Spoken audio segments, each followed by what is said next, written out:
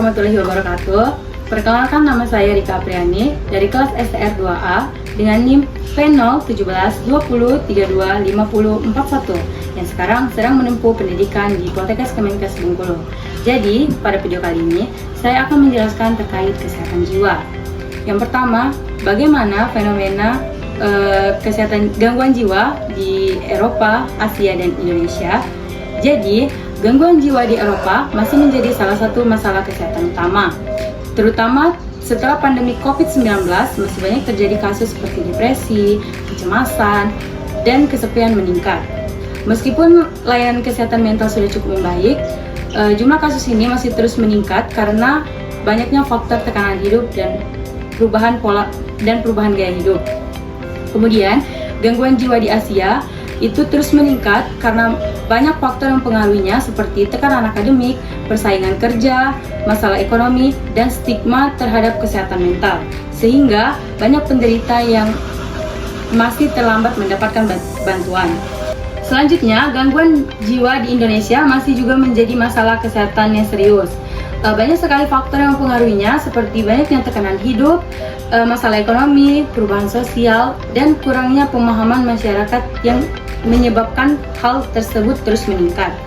Oleh karena itu, sangat diperlukan seperti edukasi, dukungan keluarga, dan layanan kesehatan jiwa yang mudah diakses agar penderita mendapatkan penanganan yang tepat. Kemudian, yang kedua, bagaimana sih kesehatan jiwa menurut WHO dan Undang-Undang Republik Indonesia? Jadi, menurut WHO, kesehatan jiwa adalah kondisi sejahtera yang dimana individu menyadari potensinya, mampu mengatasi tekanan hidup, bekerja secara produktif, dan mampu berkontribusi pada komunitasnya.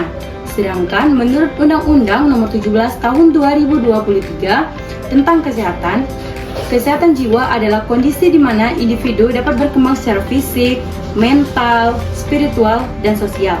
Seseorang bisa dianggap sehat jiwa jika ia mampu menyadari potensi dirinya sendiri, mampu mengatasi tekanan hidupnya, bekerja secara produktif, dan dapat berkontribusi pada komunitasnya. Kemudian yang terakhir itu bagaimana sih peran perawat dalam kesehatan jiwa? Jadi peran perawat sangat penting dalam kesehatan jiwa, baik di rumah sakit maupun di masyarakat. Adapun 4 peran perawat dalam upaya kesehatan, itu yang pertama ada upaya promotif, yaitu di mana perawat memberikan edukasi kepada masyarakat tentang pentingnya menjaga kesehatan mental dan mengurangi stigma terhadap ODGJ. Yang kedua itu upaya preventif, yang dimana perawat melakukan deteksi dini pada orang yang berisiko mengalami gangguan jiwa, memberikan konseling sederhana, dan mengajarkan bagaimana cara mengelola stres. Kemudian yang ketiga itu ada upaya kuratif, yang dimana perawat memberikan asuhan keperawatan kepada pasien, bekerja sama dengan dokter dalam proses pengobatan, serta membantu proses penyembuhan pasien. Kemudian yang terakhir ada upaya rehabilitatif, yang dimana perawat membantu pasien agar bisa melakukan aktivitasnya kembali secara mandiri, beradaptasi dengan lingkungan, dan memberikan edukasi kepada keluarga supaya dapat mendukung proses pemulihan. Baik, itulah tadi penjelasan dari saya. Apabila ada salah kata saya mohon maaf. Terima kasih sudah menonton. Saya akhiri. Wassalamualaikum warahmatullahi wabarakatuh.